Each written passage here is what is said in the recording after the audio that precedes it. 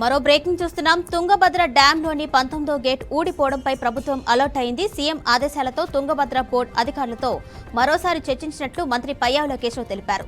Tungabhadra dam gate damage అయిన ప్రాంతంలో తాత్కాలిక గేట్లను ఏర్పాటు చేసేందుకు డిజైన్ల కోసం రిటైర్డ్ అధికారులను సంప్రదించినట్లు చెప్పారు.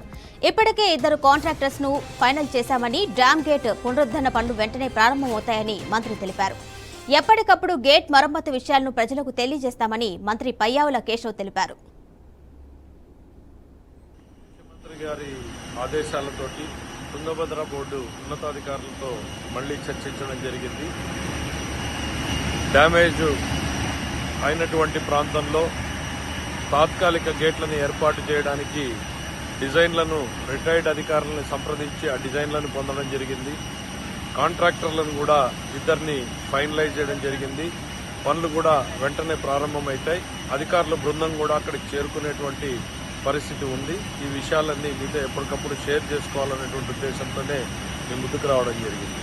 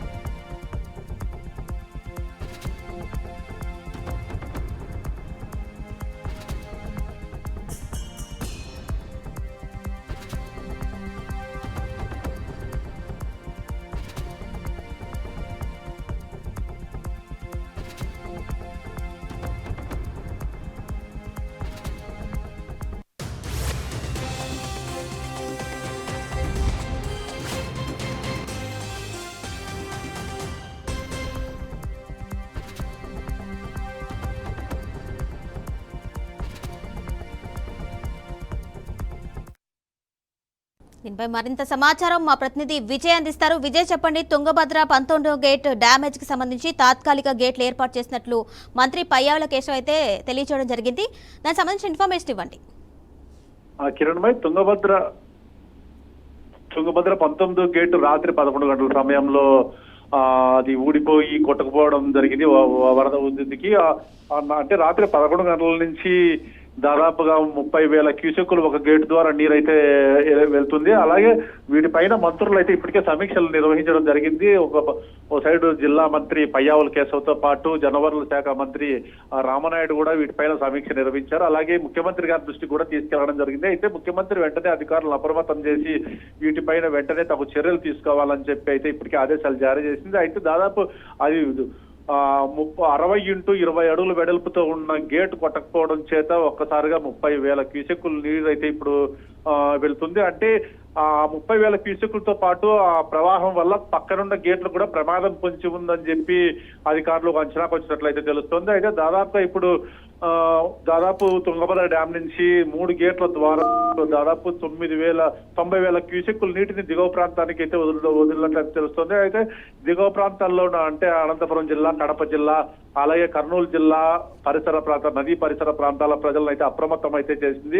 అయితే ఎక్కడైతే ఈ ప్రాబ్లం అయితే ఉంటుందో అక్కడ ప్రాంతాలు సురక్షిత ప్రాంతాలను కూడా ప్రజలు చేస్తున్నట్లు తెలుస్తుంది. అయితే ముఖ్యంగా రాష్ట్ర ముఖ్యమంత్రి చంద్రబాబు నాయుడు గారు వీటిపైన ఒక ప్రత్యేక కమిటీని అంటే రిటైర్డ్ ఇంజనీర్లతో ఇప్పుడు ప్రజెంట్ చీఫ్ ఇంజనీర్లతోనూ కమిటీ వేసి ఒక గేట్లను ఏర్పాటు చేయాలని అయితే ఒక నిర్ణయించినట్లు తెలుస్తుంది. అయితే సంఘటనా స్థలానికి అధికారులకు ఇప్పటికే చేరుకొని ఆ గేట్లు ఎలా చేస్తే బాగుంటుంది అనే దానిపైన అంటే ఒకేసారి 60x20 అడుగుల వెడల్పు గేట్ ఒకసారి పెట్టడం కుదరదు కనుక దాన్ని 4 భాగాలుగా చేసుకొని ఒక్కో గేట్ అంటే 5x60 వెడల్పుతో ఒక గేట్ను అమర్చాలని ఒక నిర్ణయానికి వచ్చారు. అయితే వీటిపైన నిమ్మల రామనాయుడు అంటే జలవనరుల శాఖ మంత్రి నిమ్మల రామనాయుడు కూడా సమీక్షిస్తున్నట్లు తెలుస్తోంది. కిరణ్, అయితే విజయ్, ఆల్రెడీ రిటైర్డ్ ఇంజనీర్ అధికారులను కూడా సంప్రదించినట్టుగా కూడా మనకు సమాచారం అందుతుంది. అయితే ఈ ఏర్పాట్లన్నీ కూడా ఎప్పటి నుంచి స్టార్ట్ అయ్యే అవకాశం ఉంటుంది?